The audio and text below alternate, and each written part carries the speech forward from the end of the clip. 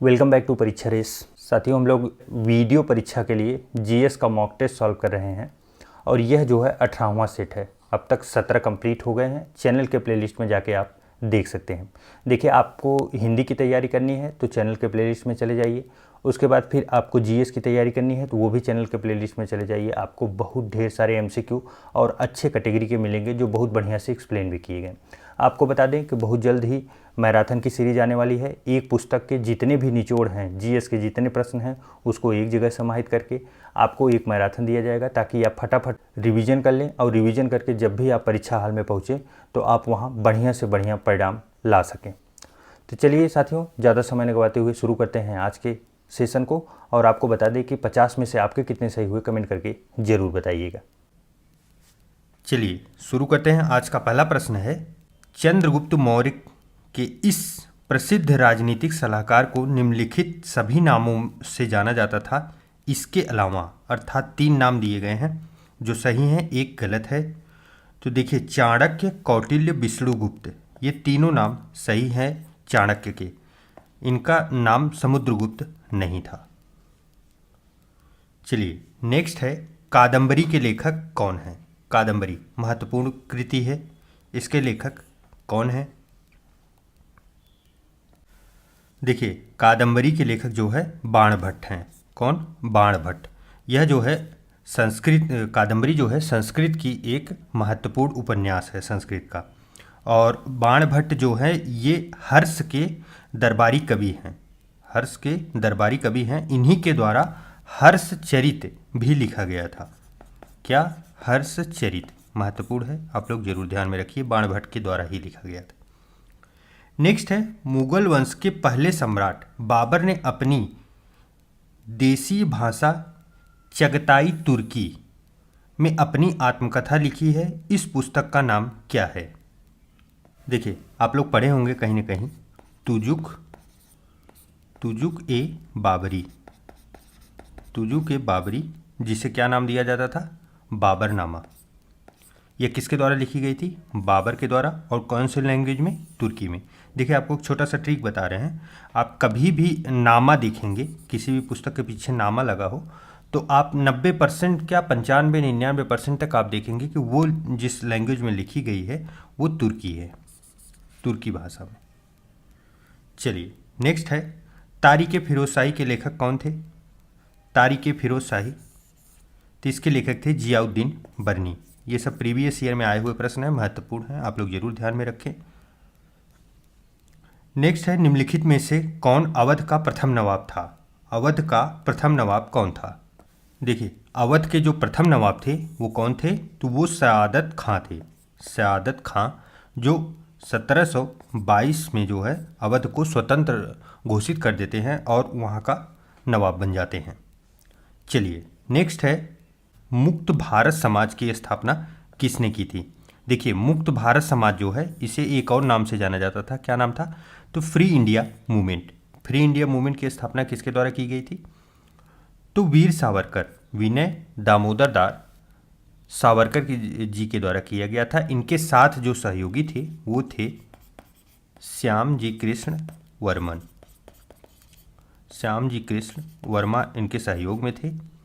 और आपको ये किस सन में हुआ था, कई बार पूछा गया है परीक्षाओं में। तो ये 1906 में हुआ था। कहाँ हुआ था?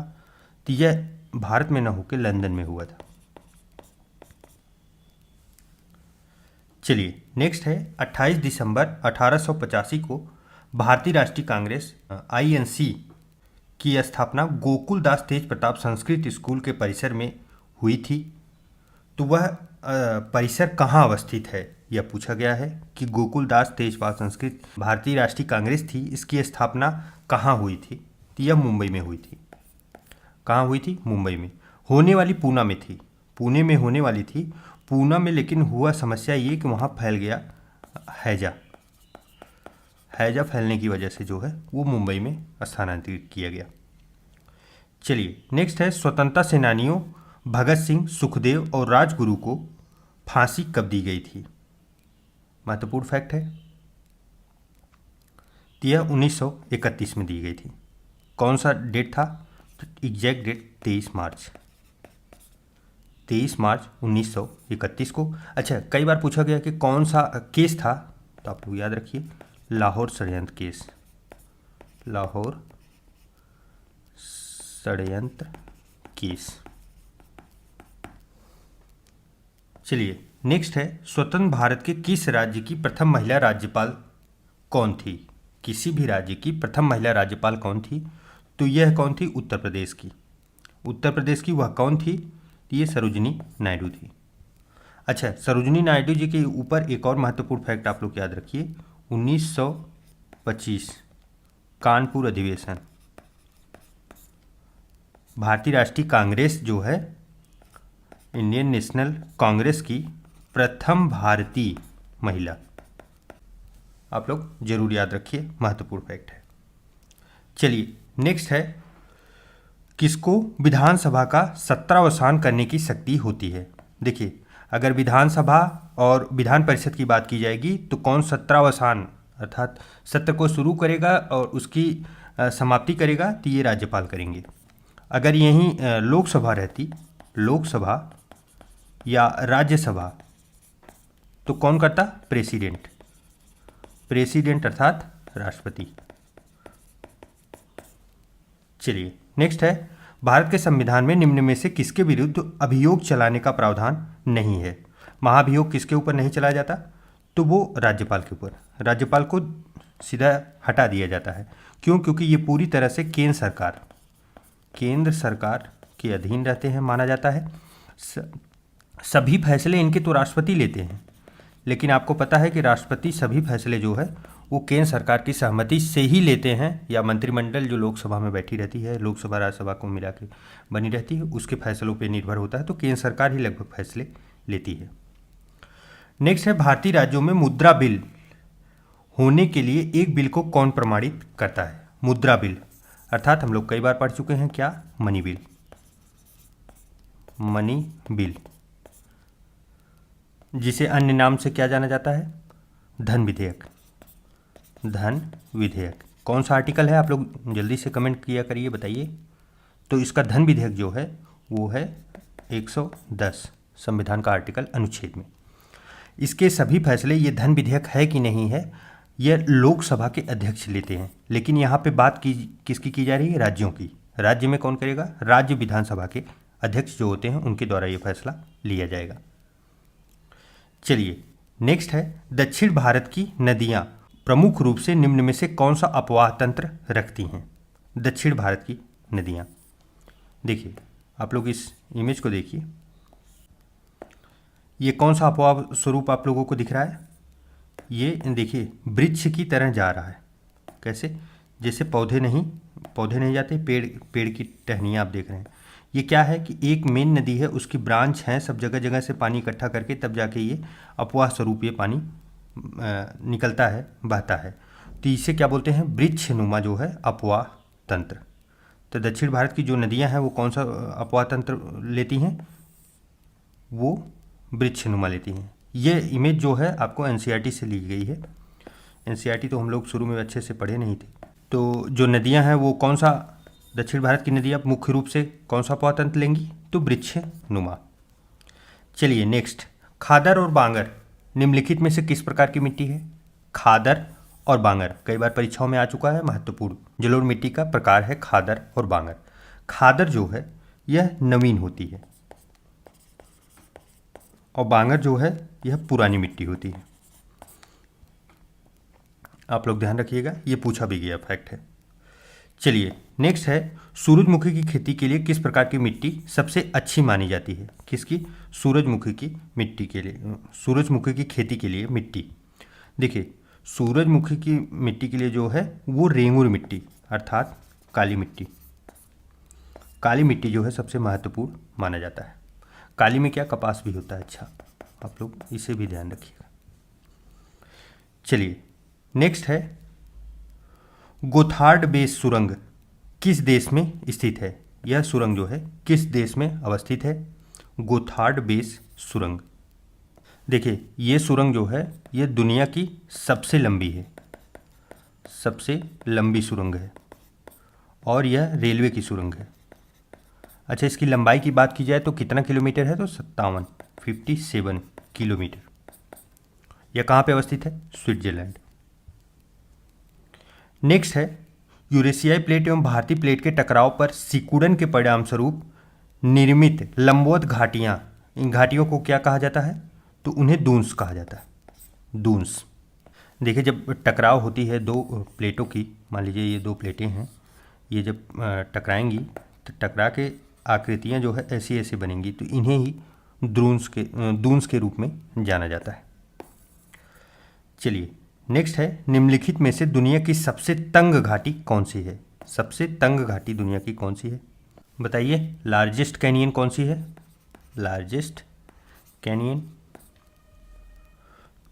तो वो है the great canyon. The great canyon ये कहाँ पे अवस्थित है, यूएसए, अमेरिका में। नेक्स्ट है, भारत में कृषि और संबंधित कार्यकलापों को निम्नलिखित किसके द्वारा सबसे अधिक उधार प्रदान किया गया है। कृषि को और संबंधित कार्यकलापों को सबसे ज़्यादा अधिक उधार किसके द्वारा दिया गया है, तो ये वाणिज्यिक बैंक, वाणिज्यिक बैंक अर्थात नॉर्मल बैंक जो हम लोगों के बीच में अवस्थित है, सबसे ज़्यादा उधार इन्हीं के द्वारा दिया गया है। याद रखिए, ऐसा नहीं है जो सहकारी बैंक, क्षेत्रीय ग्रामीण बैंक, सूक्ष्म वित्तीय संस्थाएं बनी हैं, ये उतना लोन नहीं दे पाए हैं।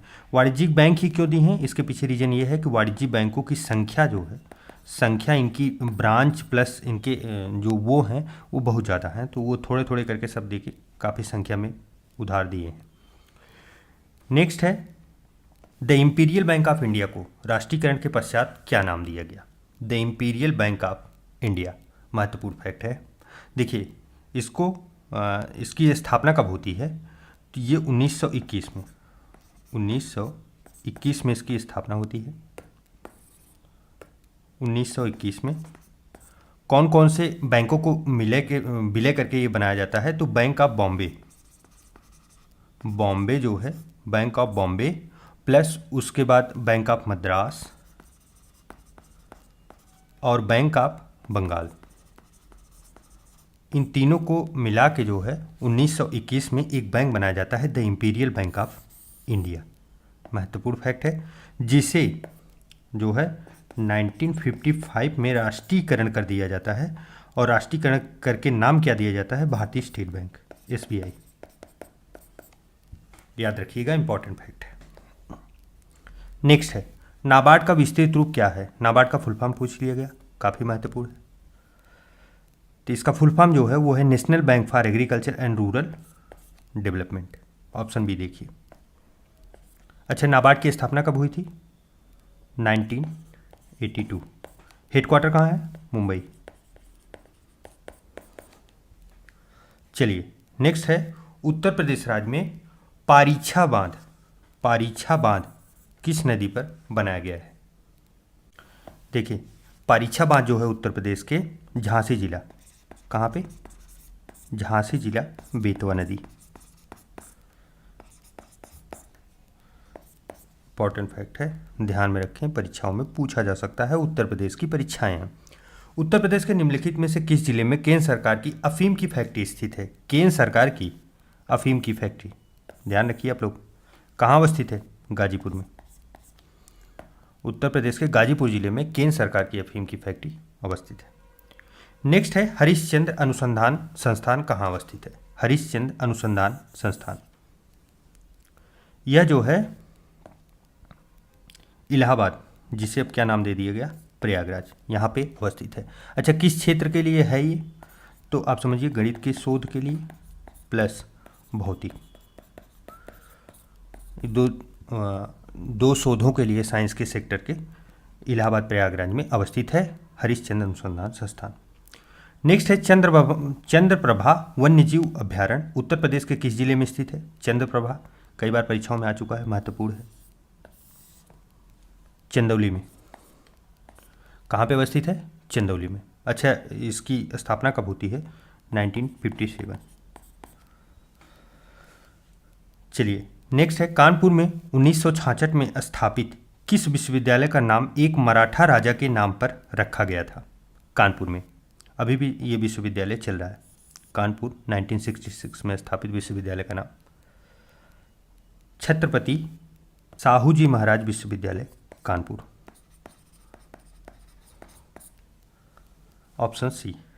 चलिए नेक्स्ट, बीएचयू किस शहर में स्थित है? बच्चों वाला प्रश्न पूछ लिया जा रहा है हम लोगों से, बताइए बीएचयू कहाँ पे है? वाराणसी, जिसे क्या नाम से जाना जाता है? बनारस।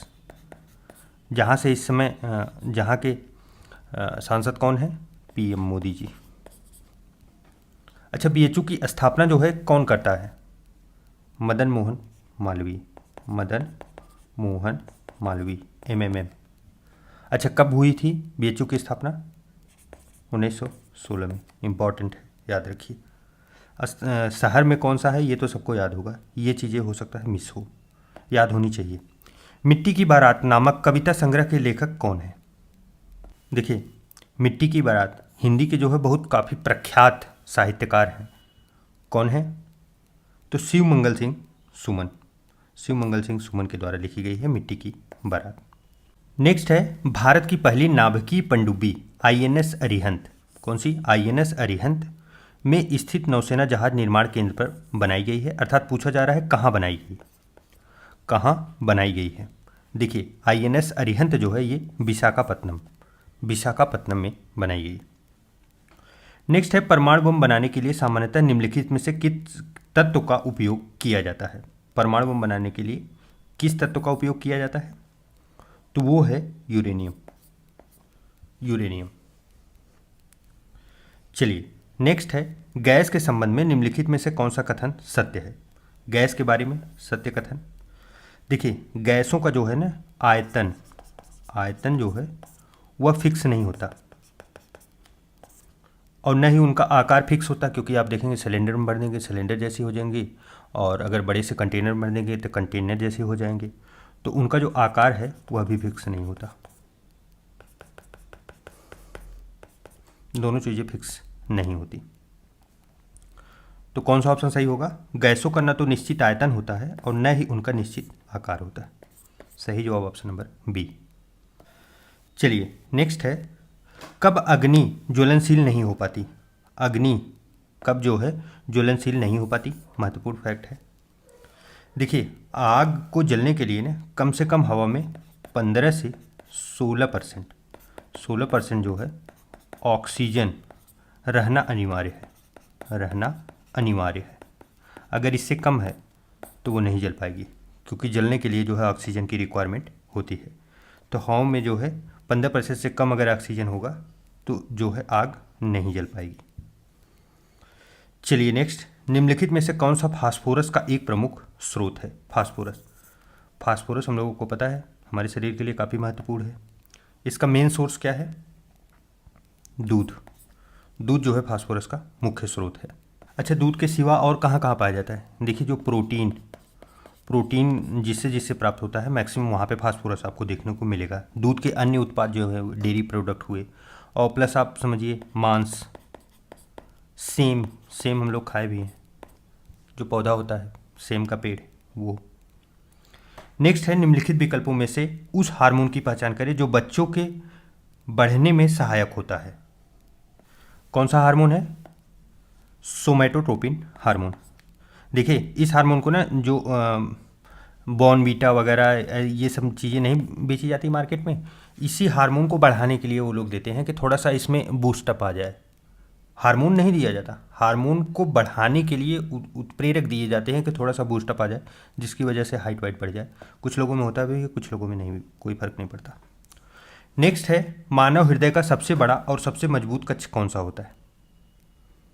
देखिए, जो हार्ट होता है ना, हार्ट का शेप आप देखेंगे तो ऐसे होता है, और इसमें जो है 4 कक्ष होते हैं। ऊपर वाले को दोनों को अलिंद कहा जाता है। तो ये बायां हुआ, बायां अलिंद, और ये हुआ दायां अलिंद, और नीचे जो है ये है बायां नीले, ये है दायां नीले। तो यहाँ पे पूछा क्या जा रहा है कि सबसे बड़ा और सबसे मजबूत कक्ष कौन सा होता है? तो वो है बायां नीले। कौन सा? बायां वाला ये नीले आप देख रहे हैं, ये सबसे बड़ा और सबसे स्ट्रांग होता है, बायां नीले। नेक्स्ट, भारत की पहली नाइट स्काई सेंचुरी किस राज्य केंद्र शासित प्रदेश में स्थापित की गई है? नाइट स्काई सेंचुरी ये कहाँ पे है? ये लद्दाख में। चलिए नेक्स्ट, किस केंद्र शासित प्रदेश में भारत का पहला वर्चुअल स्कूल लॉन्च किया गया है? वर्चुअल स्कूल, स्कूल पे सबसे अच्छा कार्य कौन कर रहा है? दिल्ली सरकार। देखिए ऐसे आप रिलेट करके पढ़ेंगे ना तो करंट अफेयर हो या कुछ भी हो आप भूलेंगे नहीं। जुलाई 2022 में किस भारतीय अर्थशास्त्री को अंतर्राष्ट्रीय मुद्रा कोष IMF के पूर्व मुख्य अर्थशास्त्रियों की दीवार में शामिल किया गया? अर्थात दीवार पे एक फ्रेम लगा दिया गया। आप सोचिए कितनी बड़ी बात होती है, IMF की दीवार पे हमारे यहाँ के कोई जो अर्थशास्त्री हैं उनकी फ़ोटो लगी है फ्रेम पे। तो कौन है? गीता गोपीनाथ। महत्वपूर्ण है, कई दिनों तक ये करेंट अफेयर में बना रहा, कुछ परीक्षाओं में प्रश्न आया भी। नेक्स्ट है 56वां ज्ञानपीठ पुरस्कार किसे प्रदान किया गया? 56वां ज्ञानपीठ पुरस्कार तो किसके? नीलमणि फुकन जूनियर को। अच्छा ये किस लैंग्वेज के साहित्यकार हैं, भाषा के? तो ये असमिया के। अच्छा इस समय आप लोगों के लिए एक और महत्वपूर्ण हो गया, 57वां कौन है? 57वां ज्ञानपीठ पुरस्कार किसे दिया गया? तो ये दिया गया दामोदर माउजो को। ये किस लैंग्वेज से हैं? इनका लैंग्वेज जो है वो है कोंकणी।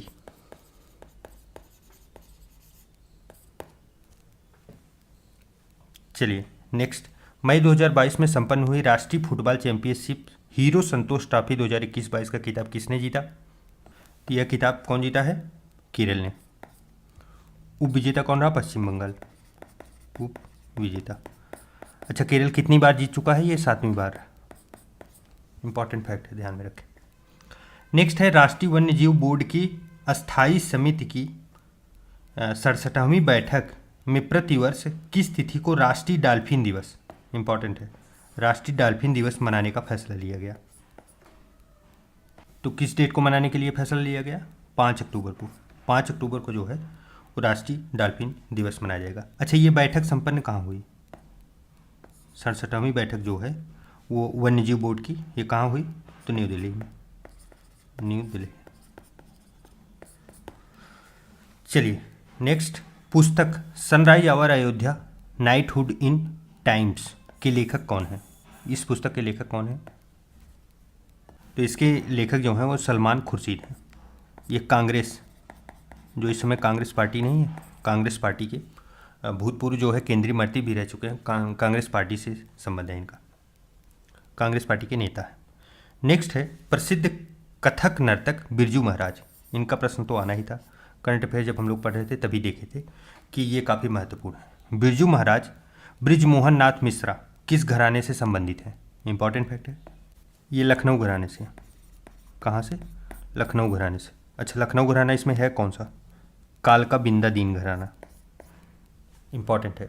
अच्छा इनके बारे में एक और महत्वपूर्ण चाहिए, जो आप लोग देखे होंगे बाजीराव मस्तानी मूवी, बाजीराव मस्तानी मूवी में एक सॉन्ग रहता है मोहर रंग दे, मोहर रंग दे, कुछ लोगों को याद भी होगा, मुझे तो उतना याद नहीं, लेकिन फिर भी मैं आपको बता दूं ये गाने का बोल मुझे थोड़ा सा याद है। मोहर रंग दे जो गाना था उसका जो कोरियोग्राफी थी ना इन्होंने ही किया था, इसके लिए सोचिए इन्हें अवार्ड भी मिला था। आप समझिए कितने जो है एडवांस लेवल के ये नृत्य करते थे और नृत्य के बारे में इन्हें नॉलेज थी। नेक्स्ट है निम्नलिखित में से कहाँ पर एक संरक्षित कच्छ वनस्पति क्षेत्र है? कच्छ वनस्पति क्षेत्र संरक्षित क्षेत्र कहाँ पे अवस्थित है? ये कहाँ पे है? ये चोराव द्वीप पे है। कहाँ? चोराव द्वीप। ये है कहाँ पे? गोवा। इंपॉर्टेंट फैक्ट है, ध्यान में रखें। नेक्स्ट है राजीव गांधी नेशनल पार्क, ये कहाँ पे अवस्थित है? राजीव गांधी नेशनल पार्क आंध्र प्रदेश में। चलिए इस प्रकार साथियों 50 प्रश्नों का ये श्रृंखला जो है हम लोगों का वो समाप्त हुआ। आपके कितने सही हुए कमेंट करके जरूर बताइएगा। मिलते हैं एक नए वीडियो में, तब तक के लिए ढेर सारा प्यार। नमस्कार।